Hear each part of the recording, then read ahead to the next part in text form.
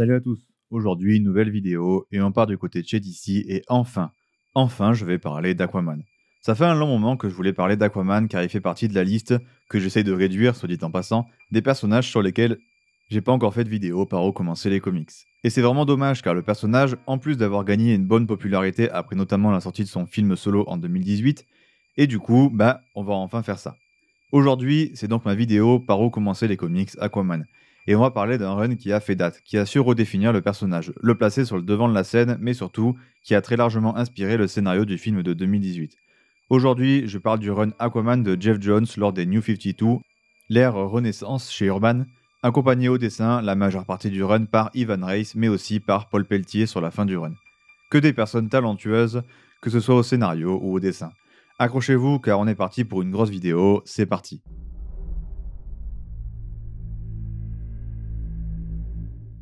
Après des années à régner sur le royaume d'Atlantide, Arthur Curry, dit Aquaman, décide de revenir au monde de la surface avec son épouse Mera.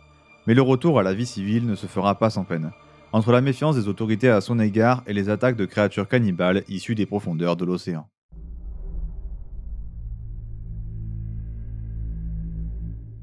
Alors pour commencer la partie histoire, je vais d'abord faire une petite partie remise en contexte.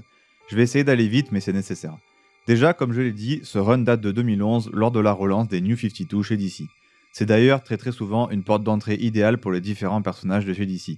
Et donc c'est un point de départ plus qu'idéal, puisque c'est littéralement le meilleur point d'entrée sur le perso à mon avis.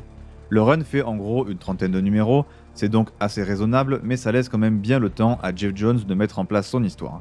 Et du coup, voilà comment se déroule le run en VF. On a donc Aquaman tome 1, puis Aquaman tome 2, et ensuite il faut lire le tome 3 de Justice League qui s'appelle Le Trône de l'Atlantide. Et vous pouvez vraiment pas faire l'impasse dessus, sur ce tome j'insiste, mais rassurez-vous, Aquaman y tient une part plus que centrale, il est omniprésent. Et derrière, vous pouvez finir avec le tome 3. C'est là que le run de Jeff Jones se termine, ce que fera Jeff Parker derrière est vraiment moyen, limite mauvais, donc c'est plus que passable. Petit point sur l'édition en intégrale. Eh bien, c'est plutôt simple, elle est catastrophique. Il y a 2 tomes, mais au lieu de bien séparer le run en 2 tomes, avec le run de Jeff Jones dans un tome et le run de Jeff Parker dans un autre, le premier tome s'arrête à quelque chose comme 2 ou 3 numéros avant la fin du run de Jeff Jones, et donc en plein milieu d'un arc. Donc si vous souhaitez lire le run de Jeff Parker aussi, dont je vais pas parler, prenez les 2 intégrales, c'est moins cher, mais si vous comptez vous arrêter au travail de Jeff Jones, placez plutôt par les tomes uniques, dont j'ai parlé un peu plus tôt et dans l'ordre chronologique. Voilà la partie contexte et édition, tout ça c'est fini, on peut enfin aborder l'histoire. Du coup, pour commencer à parler de l'histoire, je vais tout d'abord commencer par dire que c'est clairement ce run qui redonne toutes ses lettres de noblesse au personnage, au grand public, et qui l'a fait passer sur le devant de la scène. Donc autant vous dire que ce run a vraiment convaincu l'immense majorité des personnes qui l'ont lu. Ensuite, on rentre tout de suite dans le vif du sujet, avec de l'action directe, et on va surtout tout de suite vers quelque chose que Jeff Jones fera souvent, soit rendre Aquaman hyper badass pour l'iconiser. Et ça rejoint le fait que ce run ait redonné ses lettres de noblesse au personnage. Le problème d'Aquaman était surtout l'image un peu ridicule qu'il avait dans la pop culture. Et en l'iconisant et en lui faisant faire des actions hyper badass, hyper cool en fait, ça aide à casser cette image. Et justement, au début du run, Jeff Jones comprend que Aquaman est un personnage moqué dans la pop culture. Et au lieu de le nier et de glisser la chose sous le tapis en gros, il va forcer dessus pour retourner la situation à son avantage, en répondant en gros aux détracteurs du personnage au travers du comics en fait. C'est vraiment cool. Et puis, le but du début du run est vraiment de placer Aquaman comme un des héros centraux de DC, en faire une des têtes d'affiche. Jeff Jones également passe son temps à démonter les mythes infondés sur Aquaman et sur Mera, qui sont devenus des blagues avec le temps dans la pop culture, pour justement rendre les personnages sérieux aux yeux de tous, et c'est une réussite quasi parfaite. Ensuite, chose assez intéressante dans le run, surtout sur la première moitié, on va dire que c'est que l'existence de l'Atlantide n'est pas encore totalement une vérité aux yeux du grand public. C'est encore une sorte de mythe, de légende, un peu comme dans notre monde de la réalité véritable. Si je devais donner les points forts globaux du run, et surtout les plus logiques et simples, je dirais que le rythme est vraiment, mais alors vraiment excellent, sans aucun temps mort durant la quasi-intégralité du run. Il y a énormément d'action et surtout de l'excellente action.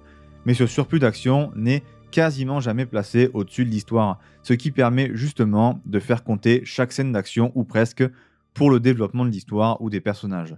Également, dès le début, on nous fait bien comprendre que malgré son titre de roi de l'Atlantide et ses pouvoirs, Arthur est loin de connaître tout sur l'océan et les différentes créatures qui le peuplent.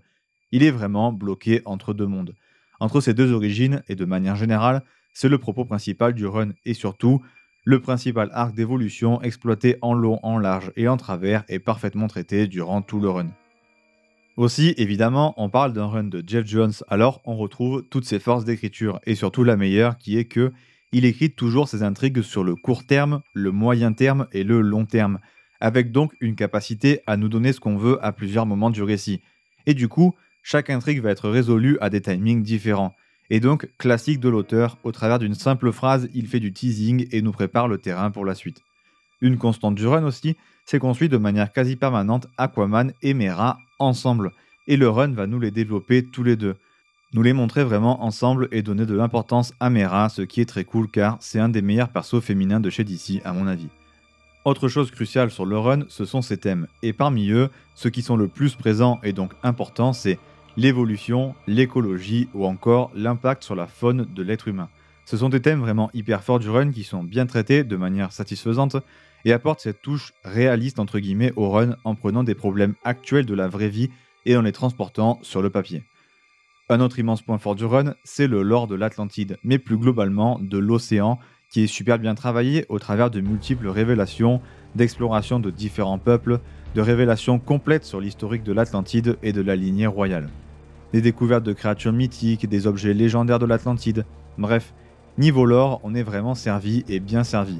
C'est fort, c'est bien écrit, c'est vraiment superbe. Un pur plaisir cette exploitation du lore, mais le principal niveau lore, c'est sûrement qu'on explore à fond le passé de l'Atlantide, de leur ascension à leur chute, et tout ce qui va autour, c'est passionnant.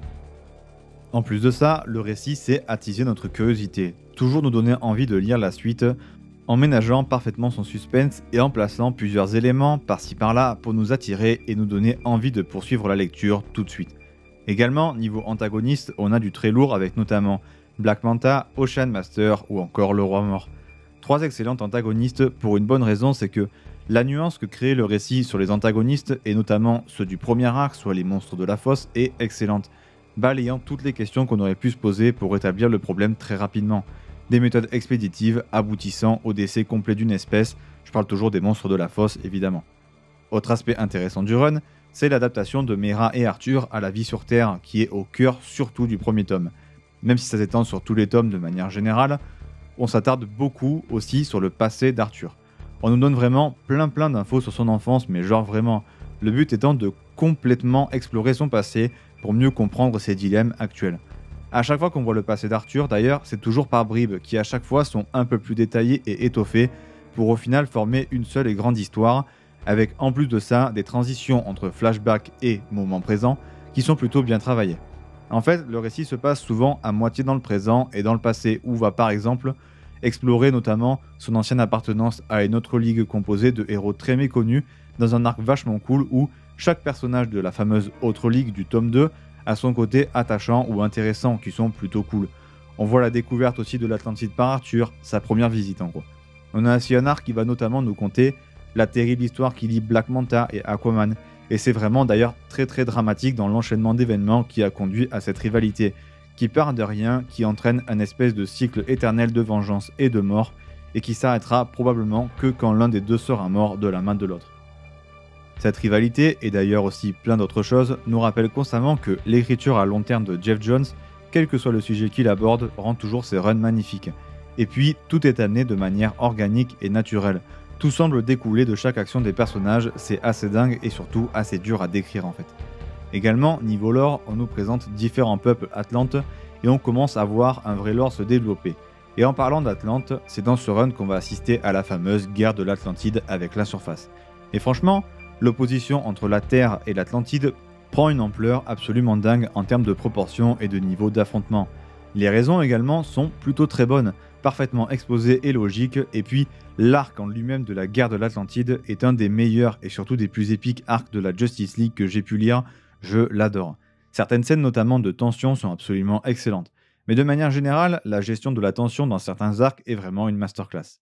Pour terminer cette partie histoire, j'ai encore 2-3 points à aborder, comme par exemple le fait que l'importance des différentes mers et océans dans le run et leur historique sont vraiment incroyables. Évidemment, la chasse aux animaux marins interdite fait partie du run, et bordel que c'est une cause importante, et évidemment, en parler dans un récit Aquaman, ça semble ultra naturel, et ça permet aussi d'aborder un autre thème important, c'est l'humanité en fait, en tant qu'espèce en général, sur ce qu'elle s'inflige à elle-même, et à quel point elle manque d'unité sur tous les domaines. On parle aussi de racisme et de xénophobie évidemment, qui sont au cœur de plusieurs passages dans plusieurs arcs, et de manière très prononcée. Et puis aussi, autre point fort du run, les histoires ne vont jamais être à 100% manichéennes. Il y a toujours des nuances de gris et ça, c'est toujours cool. Il y a plein de retournements de situation, surtout sur le lore de l'Atlantide. Également, dès son changement de statu quo, qui a lieu je vous dis pas quand, le run prend une toute autre tournure un peu plus politique. Je vous dis pas ce que c'est ou quand ça a lieu, ne vous inquiétez pas, mais le changement est assez important pour que vous vous en aperceviez. Et au final, dans quel camp Arthur est entre la surface et l'Atlantide? Tel est le but du run, essayez de nous aider à comprendre ça, même si vous vous en doutez, c'est bien plus compliqué que juste choisir un des deux camps. Un petit défaut cependant sur ce run, et je trouve que ça se voit un peu, c'est que ça se sent en fait, je trouve que dans l'arc final que Jeff Jones a dû faire, c'est un peu rushé sur sa fin, et c'est dommage. Mais la fin reste quand même bien satisfaisante et ouvre de très bonnes portes qui, malheureusement, ne seront pas très bien exploitées par le scénariste suivant. C'est pour ça que je vous conseille uniquement la partie écrite par Jeff Jones. Mais bref, assez tergiversé, passons à la partie personnage.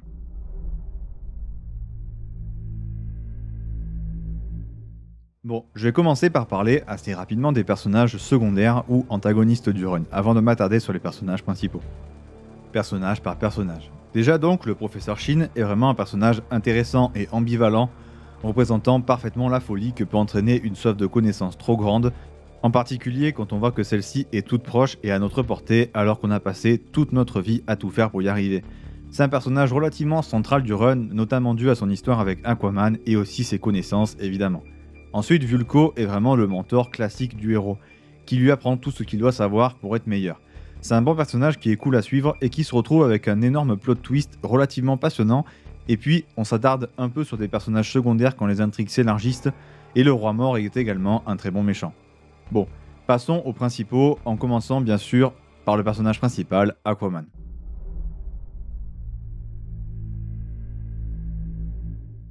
Aquaman est un personnage passionnant, mais ça date clairement pas de ce run. Le personnage est excellent. Ce run, au final, ne fait que développer encore plus sa qualité, en nous rappelant également qu'elle existe cette qualité au final.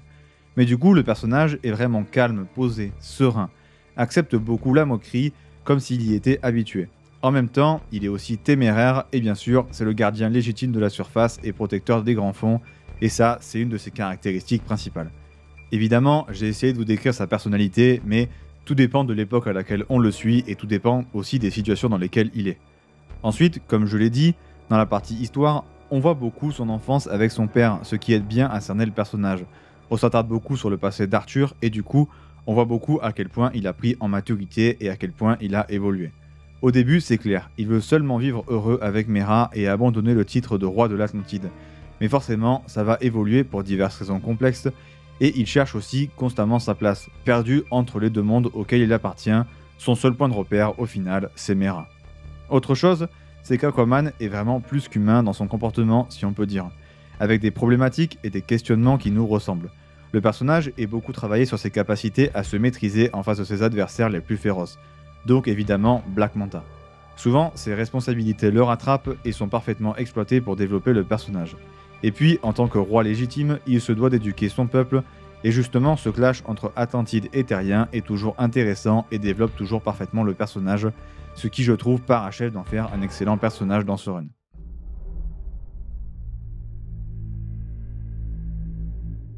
Bon, je l'ai déjà dit, mais Mera est un putain d'excellent personnage. Et c'est pas ce run qui veut nous faire dire le contraire, oh que non.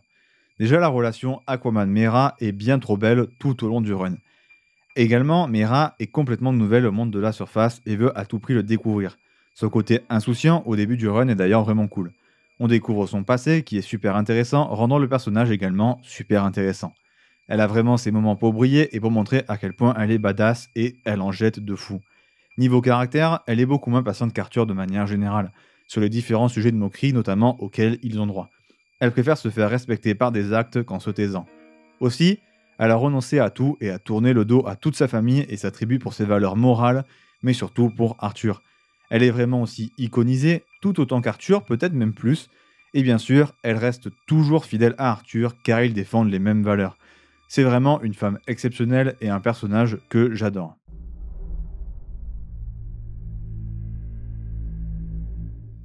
Bon, déjà, Black Manta, dès sa première apparition, on comprend qu'il n'est pas là pour rien.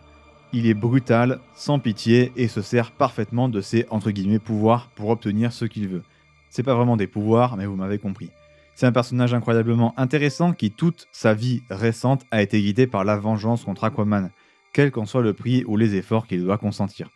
La façon dont il est mis en page, dont il apparaît, dont il se sert de sa combinaison, de ses capacités au combat, bref, tout ça, c'est incroyable.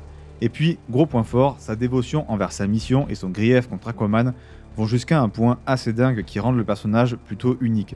En plus de ça, on voit une partie de son passé, notamment tout son passé lié à Aquaman, et toute cette partie-là est vraiment intéressante pour comprendre ses agissements dans le présent.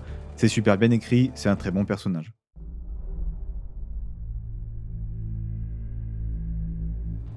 Déjà, ses origines sont absolument insane à Ocean Master. Né d'aucun amour, il a une soif de pouvoir et de domination absolument insensée qui l'a conduit à faire des actes effroyables pour atteindre le trône de l'Atlantide. Il est perfide, fourbe et surtout très intelligent et préparé. L'intelligence notamment de son plan d'attaque de la surface est vraiment dingue, calculé, préparé, prémédité et fait avec une intelligence extrême. Mais, à contrario, il aime profondément Arthur et tout ce qu'il a fait pour le retrouver est assez impressionnant. Et puis, le personnage a beau être un vilain, il est très nuancé dans sa façon d'être notamment par rapport à son frère, c'est un excellent méchant.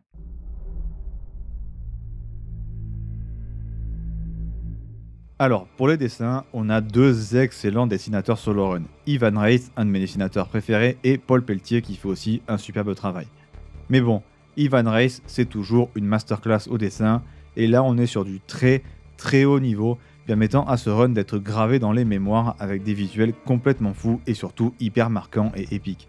Pour commencer, le design notamment des créatures de la fosse est juste génial, d'une simplicité hyper efficace mais qui fonctionne hyper bien. Et puis, chacune des apparitions des monstres de la fosse est parfaitement mise en page, c'est éclatant, c'est beau, les couleurs sont magnifiques avec un jeu des ombres qui est parfait. L'émotion des personnages, de manière générale, est parfaitement retranscrite, le design des costumes sont excellents, surtout ceux des antagonistes, la puissance dégagée par les personnages est aussi incroyable, les effets environnementaux sont magnifiques et super présents, notamment autour de l'eau forcément, le jeu sur les ombres, les lumières, les reflets sont vraiment dingues. Ivan Reis sort parmi les plus belles doubles pages que j'ai d'ailleurs pu voir de ma vie. Paul Pelletier fait aussi un excellent taf et quand il prend le relais, il assure vraiment avec un travail d'excellente qualité qui, même si à mon avis il ne vaut pas celui d'Ivan Reis, reste un plaisir pour les yeux de manière générale. Niveau visuel, c'est donc un pur plaisir sur tout le run avec très peu de fausses notes, voire même aucune.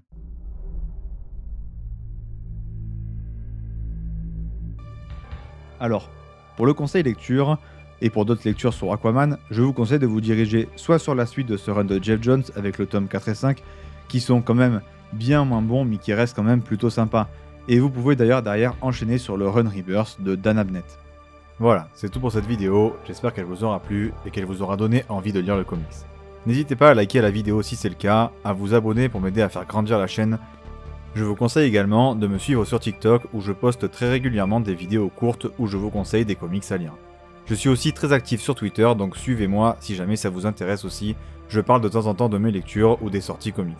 Sur ce, c'était Day One, et à dimanche prochain, 17h30 pour une prochaine vidéo.